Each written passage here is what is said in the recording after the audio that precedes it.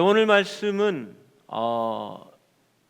엘리의 아들들의 이야기를 하다가 사무엘의 이야기를 하다가 또 엘리의 아들들의 이야기를 하다가 또 다시 사무엘의 이야기를 하고 있습니다. 먼저 12절 말씀은 엘리의 아들 홈리와 비느하스를 평가합니다. 엘리의 아들들은 행실이 나빠 여호와를 알지 못하더라라고 말합니다. 이 평가는 불길한 그림자를 드리우고 있습니다. 엘리 제사장의 두 아들은 현재적인 상황에서 말하면 목사의 자식들이고 모태신앙을 가진 아이들입니다. 이들은 교회에 익숙하고 하나님에 대한 그 종교적인 상황 가운데서 태어났을 것입니다. 모든 신앙 환경이나 여건은 풍족했습니다. 그러나 이들의 신앙은 습관적이고 기계적이었고 결국 타락했습니다. 성경을 잘 알지만 말씀대로 살지는 않습니다. 여러분, 이들이 행실이 나빠 여호와를 알지 못하더라라고 말합니다. 여러분, 이들은 제사장입니다. 제사장이 대대로 제사장의 집안에서 제사장이 여호와 하나님을 몰랐을까요? 지식적인 알미 아니라고 얘기했습니다. 구약 성경의 야단은 하나님을 안다라는 경험적이고 체험적이고 하나님과 함께 동행하고 또한 하나님과 상관이 있는 것을 알다라고 말하는 겁니다. 이들은 지식적으로 환경적으로 하나님 안에 성소에 가까이 있었지만 결코 하나님과는 상관이 없는 그러한 사람이었다라고 말합니다. 여러분, 신앙이라는 것이 아이에게 무조건 좋은 환경을 제공해주고 모든 것을 다 해결해 준다라고 이게 좋아지는 건 아닌 것 같습니다. 실제로 무언가 좀 부족해야 하나님 앞에 더 간구하게 되고 하나님 앞에 도움을 구하게 되는 겁니다. 그래서 고난과 아픔과 부족함이 자신에게 능력이 된다라고 바울도 고백한 것입니다. 여러분, 일반적인 교육도 그렇습니다. 필통을 가지고 가지 않으면 엄마가 아침에 학교까지 가져다 줍니다. 여러분, 안 가져다 주는 것이 저는 옳다라고 생각합니다. 좀 불편하고 또 그러한 것을 겪어보고 친구들에게 연필을 빌리는 법도 배우고 또 그것이 불편하다라는 것을 배울 때에 비로소 사회성이 길러지게 되는 것이라 생각합니다. 교회에 놀이시설이 들어오고 나니까요, 첫날부터 무질서한 일이 있습니다. 청소하라고 이렇게 만들어 놓은 지퍼가 있습니다. 그래서 아이들이 들어가지 못하는데 바깥으로 나가서 이렇게 청소할 수 있도록 군데군데 지퍼가 있습니다. 그런데 아이들이 그것을 열고 막 그 밑으로 들어가서 트램플린 위에 뛰어야 되는데 트램플린 밑에 아이가 들어가 있습니다. 미끄럼틀을 타고 내려와야 되는데 자기는 올라가겠다고 막 올라가니까 아이들이 내려오잖아요. 자기 마음대로 되지 않는다고 막 울고 있습니다. 목사님, 저대로 두면 안 됩니다. 질서를 세워야 되니까 목사님이 지침을 얘기해 주십시오 라고 얘기합니다. 여러분, 우리 성도들 어른들의 지침도 제가 못 세우는데 그 꼬맹이들 오는 데까지 제가 앉아서 그 지침을 세우겠습니까?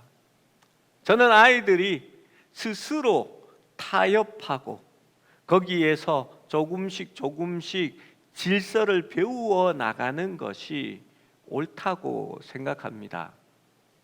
예전에는 서로 다 타협할 수 있고 조화롭게 놀 수도 있었고 스스로 질서를 만드는 법, 규칙을 스스로 정할 수 있는 능력이 있었습니다. 여러분, 어떻게 그런 일들이 생겨났습니까?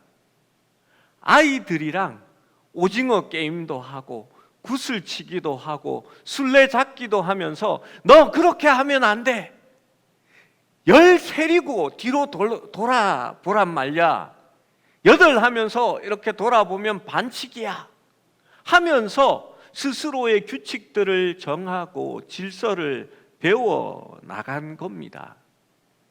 여러분, 안 된다고 계속 우는 아이가 있습니다. 그래서 전도사님을 막 찾습니다. 여러분, 좀 놔두는 게 낫습니다. 또 아이가 그런다고 해서 부모가 너무 과잉적으로 반응해가지고 자기 아이를 무릎 위에만 놓아두는 그런 부모가 있습니다. 여러분, 절대 아이에게 좋지 않다라고 저는 생각합니다. 배고픔을 때로는 경험해봐야 남의 배고픔도 이해할 수 있습니다. 유대인의 성공 코드라는 책을 적은 헤츠키 아리엘리라는 사람이 있습니다. 유명한 사람입니다. 유대인의 성공 요소로 세 가지를 꼽습니다. 부족함, 교육, 기록이라고 말합니다.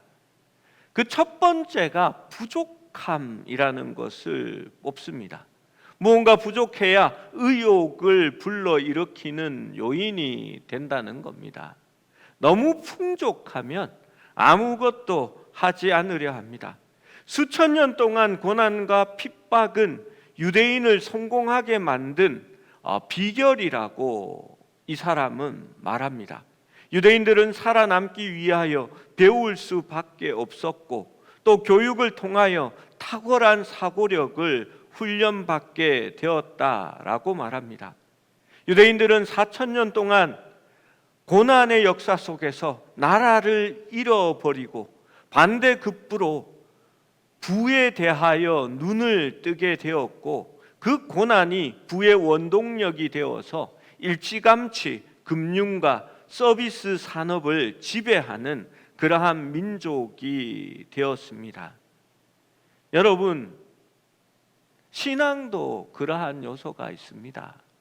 모태신앙 안에서 예배 가라, 뭐 해라, 자꾸만 그것을 만들어다 주고 나면 아이들 스스로 예배하려는 마음이 없습니다.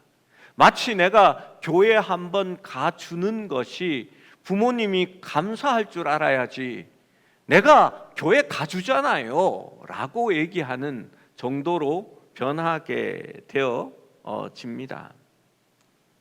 여러분, 과거에는 신앙으로 인한 목마름과 고통과 갈등들이 있었습니다.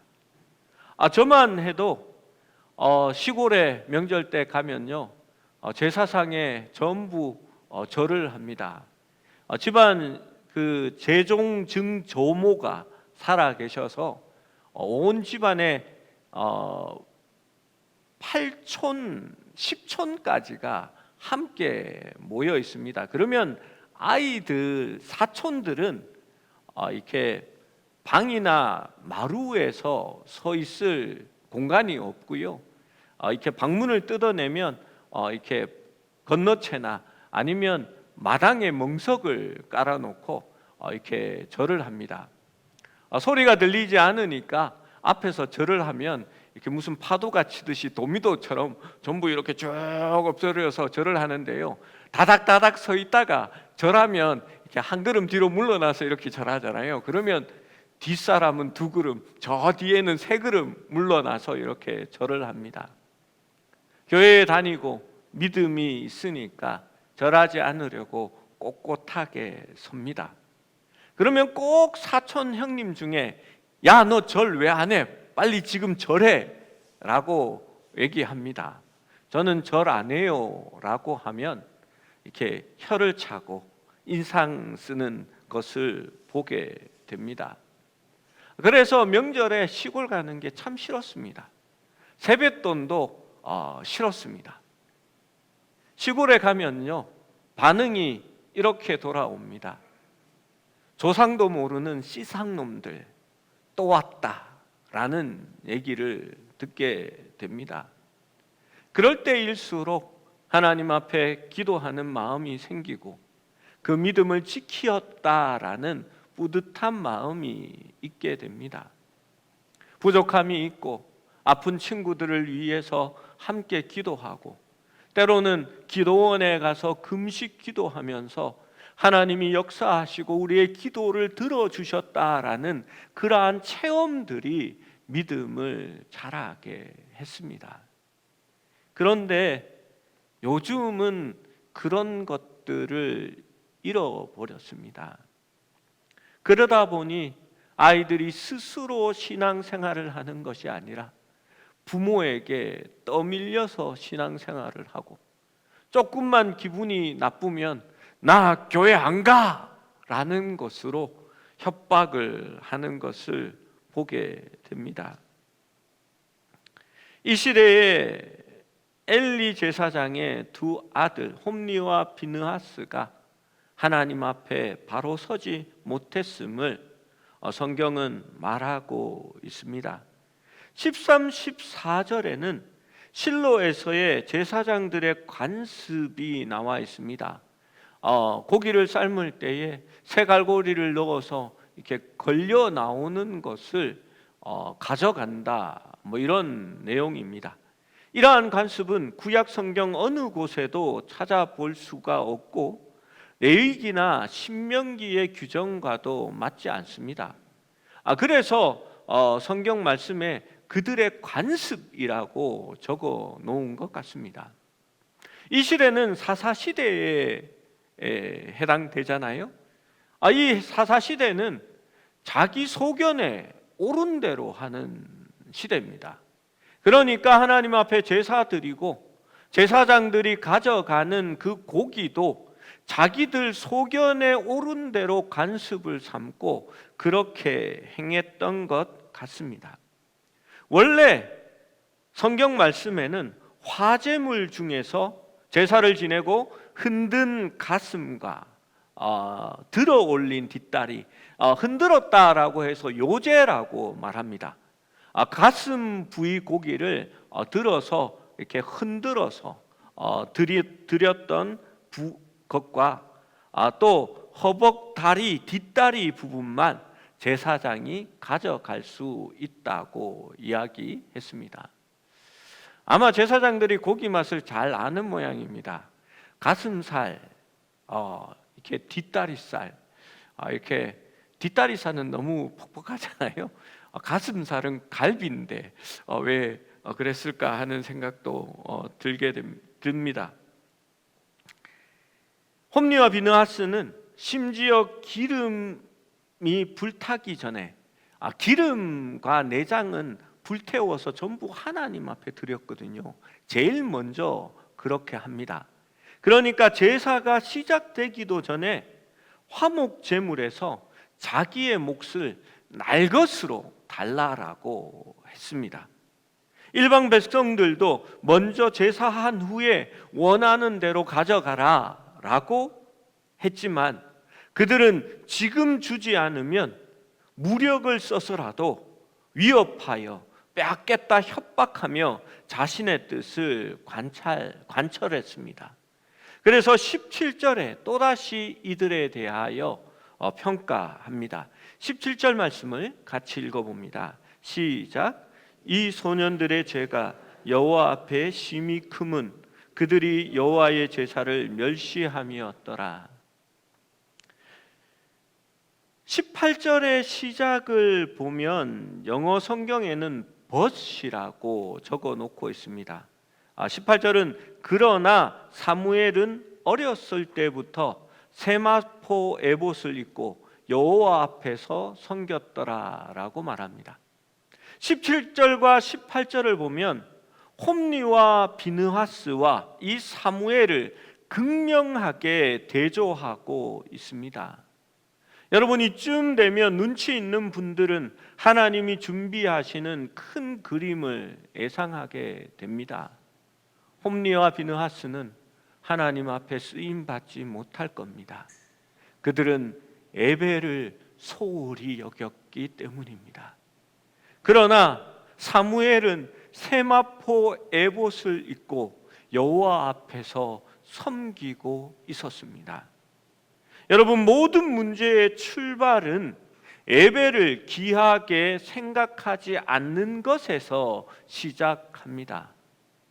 홈리와 비느하스의 문제도 그들이 그렇게 행실을 한 것도 예배를 그들이 멸시하였기 때문이었습니다. 실패의 주 원인은 예배 소홀입니다. 사소한 것 같아도 분명합니다. 예배를 소홀히 하는 것이 바로 전조 증세가 되는 것입니다.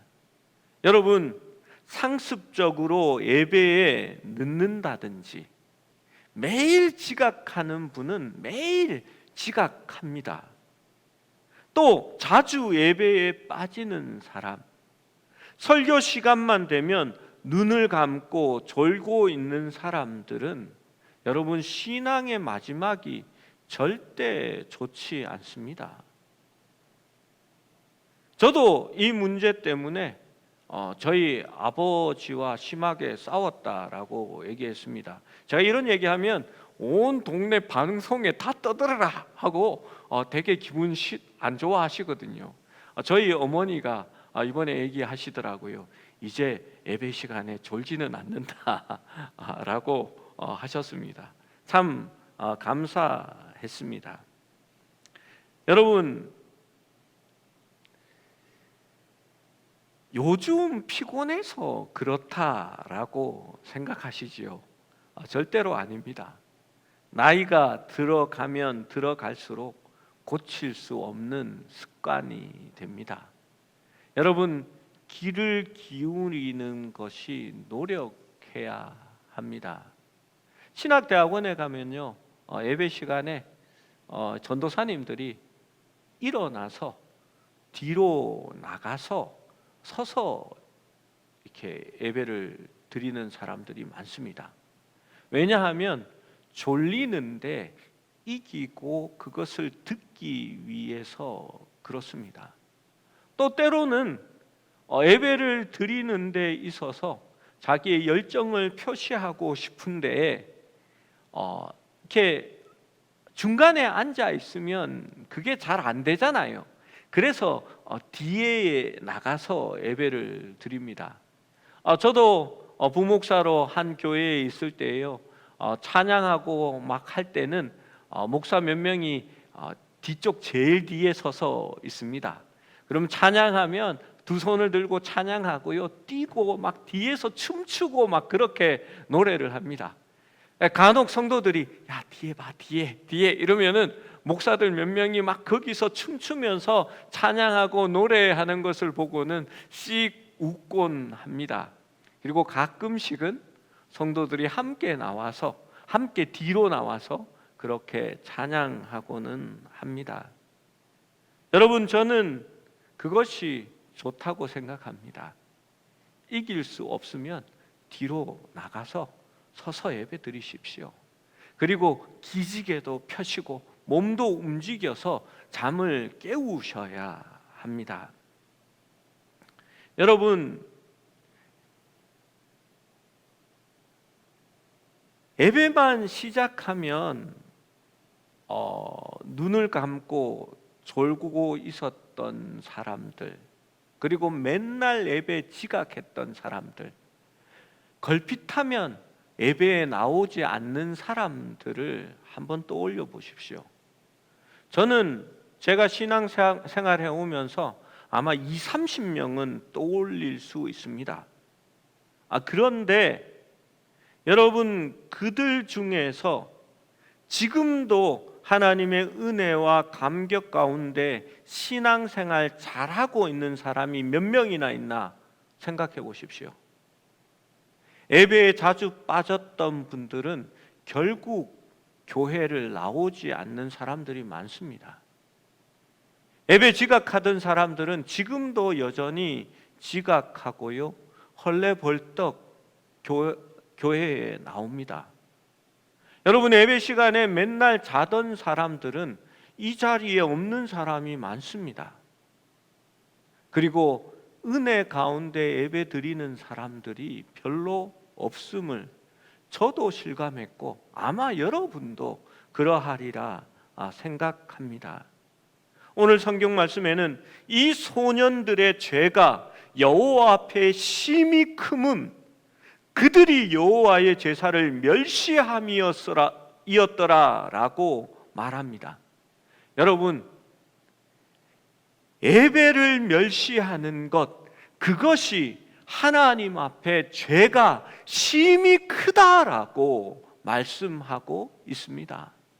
밖에 나가서 무슨 범죄를 해야만이 그것이 큰 죄다라고 말하는 것이 아니라 예배를 바로 드리지 못하는 그것이, 하나님께 드리는 예배를 소홀히 하는 것이 큰 죄라고 성경은 말씀하고 있습니다. 사무엘을 하나님께 드린 한나는 그것이 예배의 행위지요. 하나님 앞에 자녀를 드리고 매년 사무엘에게 제사장에게 봉사하는 데 참여하는 레위 지파들이 입는 겉옷을 해다 가져다 줍니다. 여러분, 사진을 한 장 봐주시기 바랍니다. 유명한 화가가 사무엘이라고 해서 그린 그림입니다. 그래서 성경책이나 성화 가운데도 이 그림이 많이 있지요. 참 곱상하고 예쁘게 생겼습니다.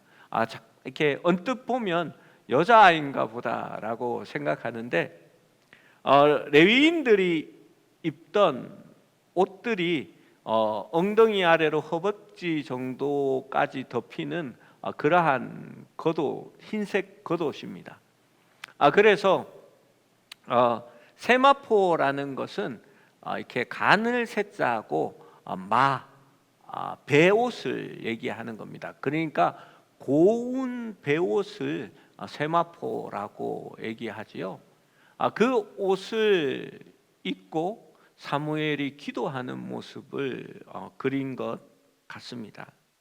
한나가 준 이 사려 깊은 선물은 사무엘이 라마의 집에서 떠났지만 여전히 한나의 마음 속에서 그 아들이 깊이 자리 잡고 있었다라는 것을 암시합니다. 여러분, 성경에 비슷한 이야기가 있습니다. 아브라함이 100세 때에 아들을 낳습니다. 이삭입니다. 여러분, 어찌 이쁘지 않을 수가 있을까요? 나이가 들면 아이들이 더 이뻐 보이나 봅니다. 저희 아버지가 되게 엄하셨거든요. 그래서 매도 많이 맞았습니다.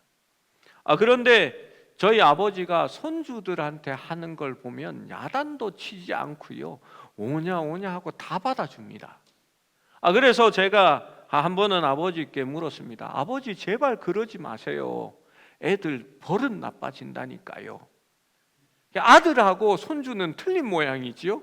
라고 얘기했더니 저희 아버지가 이렇게 말씀하셨습니다. 니네들하고 걔네하고 같나? 완전히 틀리지 라고 얘기하시더라고요. 저는 아직도 잘 모르겠습니다. 그런데 아브라함이 100세 때에 아들을 낳았으니까 얼마나 이쁘겠습니까? 눈에 넣어도 정말 아프지 않을 아들입니다. 그런데 하나님께서 그 아들을 원하십니다. 그 아들을 바치라라고 얘기합니다. 여러분, 아브라함이 그 아들을 데리고 산을 오를 때에 특별히 아버지, 번제를 드린 나무는 여기 있는데 제물은 어디 있습니까? 라고 물었을 때에 아브라함의 마음이 철렁 내려앉았을 것 같습니다. 그런데 아브라함은 이 아이를 하나님 앞에 번제로 드려도 하나님께서 약속하셨기 때문에, 그 언약 때문에 죽은 자 가운데서 다시 살리실 줄로 믿고 그 아들을 하나님 앞에 드리게 되는 것입니다. 사실 우리에게 주신 자녀들은 우리의 것이 아니라 하나님의 것입니다. 하나님이 우리에게 맡겨주신 것이죠. 그래서 하나님의 뜻대로 양육하고 하나님의 방법으로 가르칠 필요가 있는 것입니다. 사무엘을 하나님께 드린 한나는 하나님으로부터 보상과 축복을 받습니다. 하나님은 절대로 공짜로 가져가는 법이 없다라고 저는 생각합니다. 제 삶에 있어서 하나님 앞에 조금 바쳤는데요, 하나님은 항상 더 많은 것으로 채워주시는 하나님임을 보게 됩니다. 제가 성도들에게 건축헌금 작정해 달라고 2번 얘기를 했습니다. 그것도 강력하게 하지 않고 돌려서 얘기를 했습니다. 제가 자라고 부목사로 있었던 교회들은요, 헌금을 작정할 때가 되면 1년에 한 번씩 선교 헌금도 이렇게 선교사님을 모셔다 놓고 그분이 설교하고 본인이 사역하는 이야기를 하고요, 성도들 앞에 선교 헌금 봉투를 쫙 다 나눠줍니다. 그리고 기도하고 지금 그 자리에서 작정하고 봉투를 내라고 얘기합니다. 그것이 저는 맞다고 생각합니다. 그런데 저는 아직 그렇게 하지 못합니다. 제 믿음이 약해서 그렇다라고 생각합니다. 여러분, 그런데요, 하나님 앞에 드리는 것은 쓰고 남는 것을 드리는 게 아닙니다. 항상 먼저 하나님의 것을 먼저 드리고 그 나머지로 내가 생활하는 겁니다. 여러분, 하나님 앞에 공짜는 없습니다. 그 마음에 있는 것으로 비록 과부의 동전 2잎이라도 그것을 하나님 앞에 드리면 하나님께서는 그것을 가장 값진 것으로 알고 계시고 또한 갚아주시기 때문입니다. 목사님, 그러지 마십시오라고 말하면요, 저는 이렇게 말하고 싶습니다. 성도들이 하나님 앞에 복받을 기회를 빼앗아가는 겁니다. 여러분, 마음에 원하시는 대로, 감동이 있는 대로 하는 것이 맞습니다. 제가 강요해서 하는 것이 아니라요, 기쁜 마음으로 드리면 하나님께서 반드시 더 많은 것으로, 더 좋은 것으로 채워주시기 때문입니다. 사무엘상 2장 21절은 한나에게 하나님이 이렇게 응답하셨습니다. 같이 읽습니다. 시작. 여호와께서 한나를 돌보시사 그로 하여금 임신하여 세 아들과 2딸을 낳게 하셨고 아이 사무엘은 여호와 앞에서 자라니라. 하나님께서 한나가 사무엘을 하나님께 드렸으니까 하나님이 사무엘을 돌보아 줘야 되는 거라고 생각하고, 아마 한나도 그렇게 기도했을 겁니다. 하나님, 제가 사무엘을 드렸으니까 하나님, 우리 사무엘 잘 돌봐주세요 라고 기도했겠지요. 그런데 하나님은 당연히 사무엘은 여호와 앞에서 자라고 하나님은 한나를 돌보셨다라고 성경에 기록합니다. 그리고 한나로 하여금 아이를 더하여 주셨는데 세 아들과 2딸을 주셨다라고 얘기합니다. 일단 표면적으로 보면 한나는 5배의 축복을 받은 겁니다. 여러분, 하나님의 은혜지요. 여러분, 하나님 앞에 드리는 것이요, 그래서 믿음이 있어야 하는 겁니다. 그것이 아깝지 않아야 합니다. 여러분, 즐거운 마음으로 기쁨으로 드릴 수 있어야 그것이 하나님의 복으로 들어오는 거지, 그렇지 않으면 여러분 아무것도 드린 게 아닙니다. 제가 자주 하는 얘기이지만요, 제가 대학교 다닐 때에 광주에 있는 동명교회에 예배를 드리러 간 적이 있습니다. 그때 전국 해안 일주를 한다고 대구에서 인천으로 올라가서 인천에서 이렇게 서해안을 따라 내려가서 광주까지 갔습니다. 광주 동명교회가 저희 교회와 연합하여서 1년에 한 번씩 수련회를 같이 했기 때문에 그 청년부들을 잘 압니다. 여행을 하고 있었으니까 돈이 궁하잖아요. 예배를 드리는데 헌금 바구니가 돌더라고요. 그래서 얼른 지갑을 열어서 봤더니 제가 대학생 때는 10,000원이 큰 돈이었습니다. 그런데 10,000원짜리밖에 없더라고요. 이걸 거스러 달라고 할 수도 없고, 우리 교회에 실제로 오신 새신자는 거스러 달라고 해서 거스러 줬는데 거스러 달라고 할 수도 없고, 그렇다고 헌금을 안 내기도 참 하나님 앞에 미안하고, 제가 평상시에는 한 2,000원 정도를 헌금을 했는데 그날은 10,000원을 넣었습니다. 그리고 청년들이 모여서 함께 식사하면서 제가 그 얘기를 했습니다. 보통 내가 2,000원을 내는데 오늘 10,000원을 냈다고. 그렇게 얘기하니까 한 자매가 저에게 이렇게 얘기했습니다. 형제, 너무 걱정하지 말아요. 하나님께서는 2,000원만 받았다니까요. 저는 그 말이 맞다라고 생각합니다. 여러분, 나머지는 헛된 게 되는 것이지요. 여러분, 이 한나와 대조하여서 반대로 엘리의 가족들의 운명도 생생하게 대조됩니다. 다음 말씀에 있는 내용이지요. 엘가나와 한나는 축복과 여러 자녀를 얻었지만 엘리의 가족은 저주를 받게 되고 황폐함을 얻게 되고 그의 가족들은 멸절당하게 되는 것을 볼 수 있습니다. 또 22절에서 25절은 엘리가 매우 늙어서 그의 아들들이 범죄한 사실을 언급하게 됩니다. 그들이 이스라엘에게 행한 모든 일과, 물론 이 모든 일은 악행일 것입니다. 그리고 드러난 큰 문제는 회막문에서 수종드는 여인들과 동침하였다라고 기록하고 있습니다. 그 중에 한 사람과 눈 맞아서 연애한 게 아니라 여인들과 동침하였다라고 말하고 있습니다.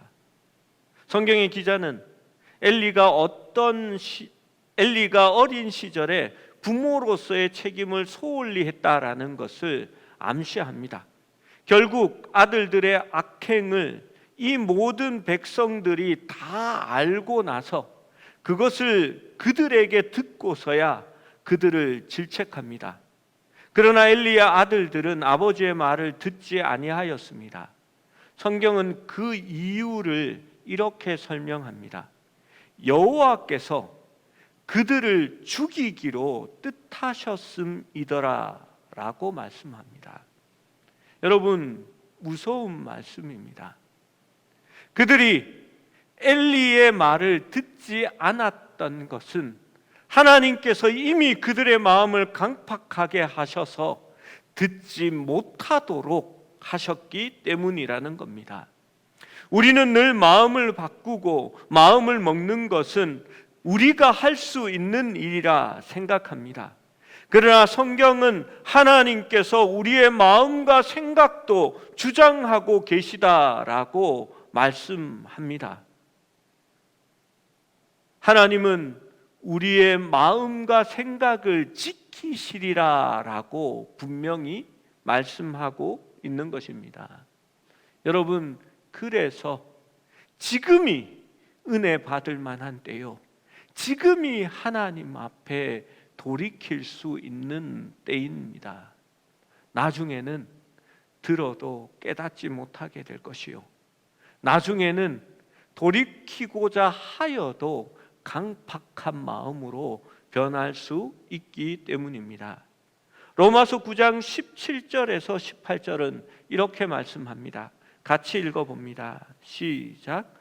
성경이 바로에게 이르시되 내가 이 일을 위하여 너를 세웠으니 곧 너로 말미암아 내 능력을 보이고 내 이름이 온 땅에 전파되게 하려 함이라 하셨으니, 그런즉 하나님께서 하고자 하시는 자를 긍휼히 여기시고 하고자 하시는 자를 완악하게 하시느니라.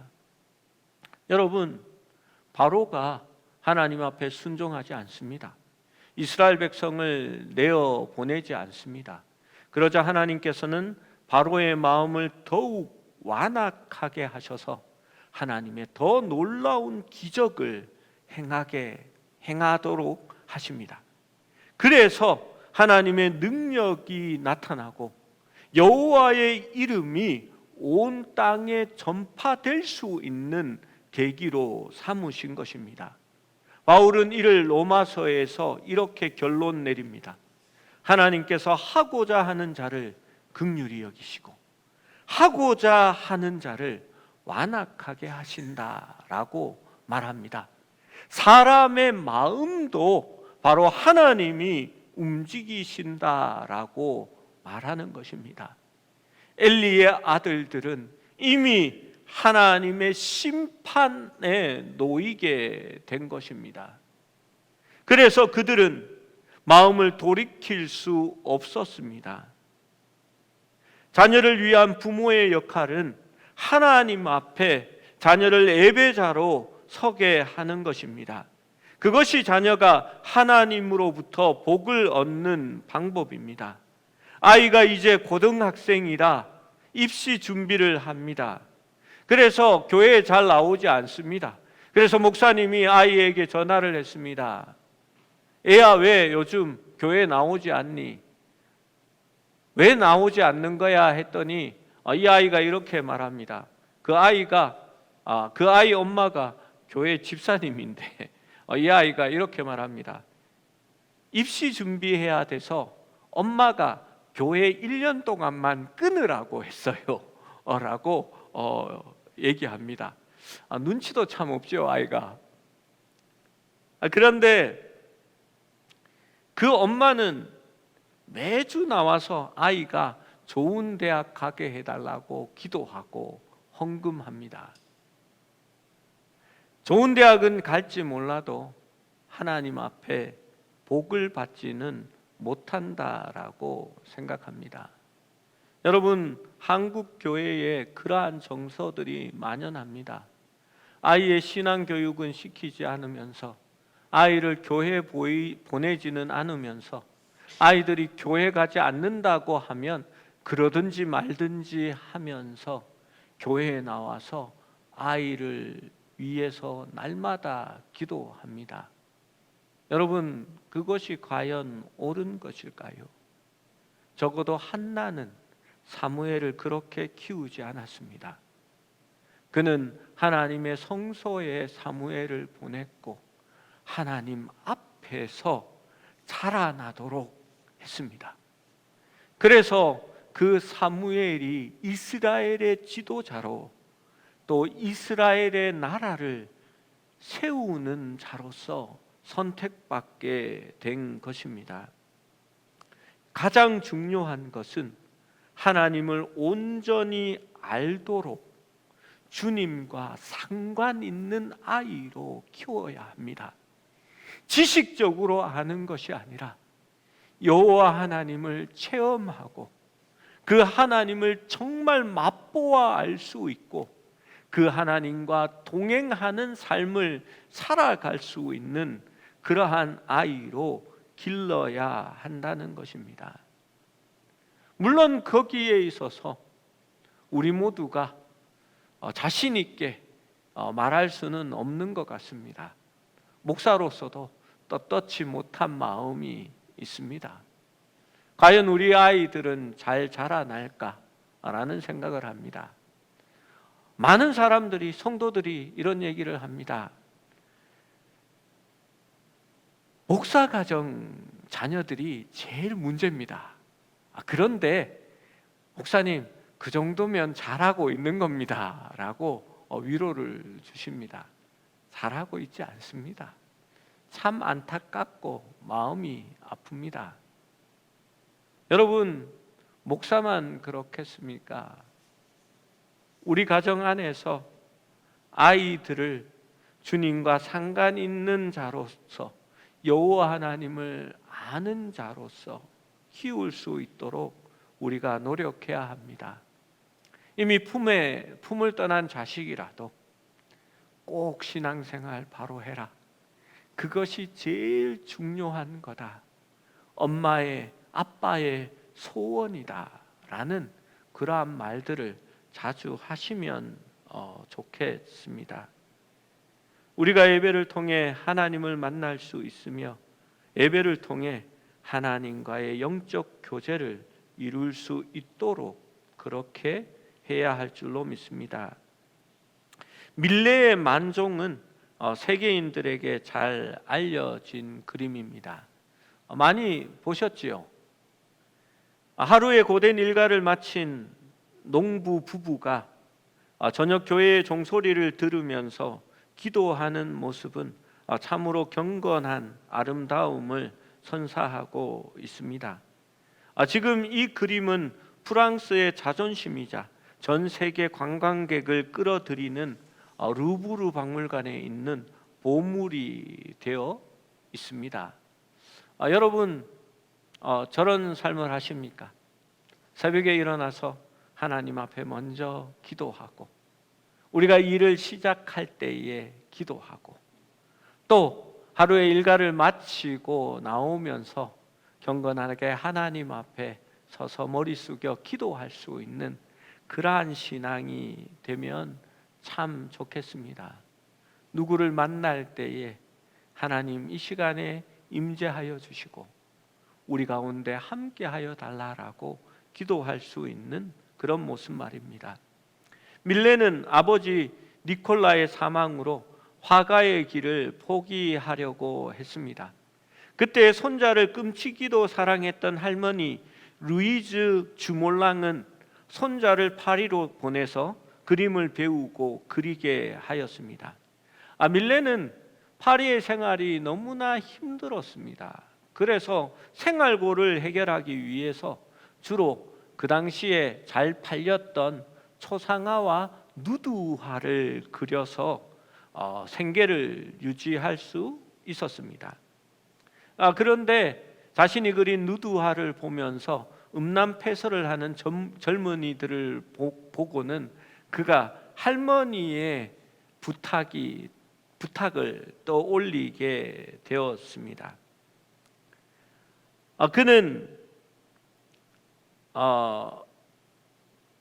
밀레는 매사에 감사하는 농부들의 모습을 그리게 된 이유를 친구에게 이렇게 설명했습니다. 옛날에 저녁종 울리는 소리가 들리면 할머니는 무슨 일을 하다가도 일손을 멈추고 감사의 기도를 하곤 했었다라고 얘기합니다. 밀레가 파리로 그림 공부를 하러 떠날 때에 그의 할머니는 그에게 이런 충고를 했습니다. 인생을 살아가면서 꼭 놓치지 말아야 할 것이 하나 있다. 화가가 되기 전에 크리스찬이 되거라. 하나님의 뜻을 실천하며 믿음을 지켜야 한다. 그렇지 않으면 죽는 것이 차라리 낫단다. 영원을 위해서 그림을 그려라. 늘 하나님의 나팔 소리가 들려오리라는 것을 알고 살아가야 한다. 할머니의 당부를 잊지 말아라 라고 그렇게 부탁했습니다. 밀레는 그 할머니의 음성이 떠올랐고 그래서 농부들의 그림을 그렸고 그 중에 하나가 바로 이 만종입니다. 여러분, 엘리가 자녀들에게 밀레의 할머니처럼 그렇게 충고만 해줄 수 있었어도 다른 어떤 것보다도 믿음이 중요하고 예배가 중요하고 또 하나님을 위해 살아가는 것이 가장 중요하다는 것을, 그것을 놓치면 차라리 죽는 것이 낫다라고 말할 수 있었다면 엘리의 자녀들의 삶이 달라지지 않았을까요? 그의 가정과 가문이 그렇게 몰락하지 않았으리라라는 아쉬움이 들게 됩니다.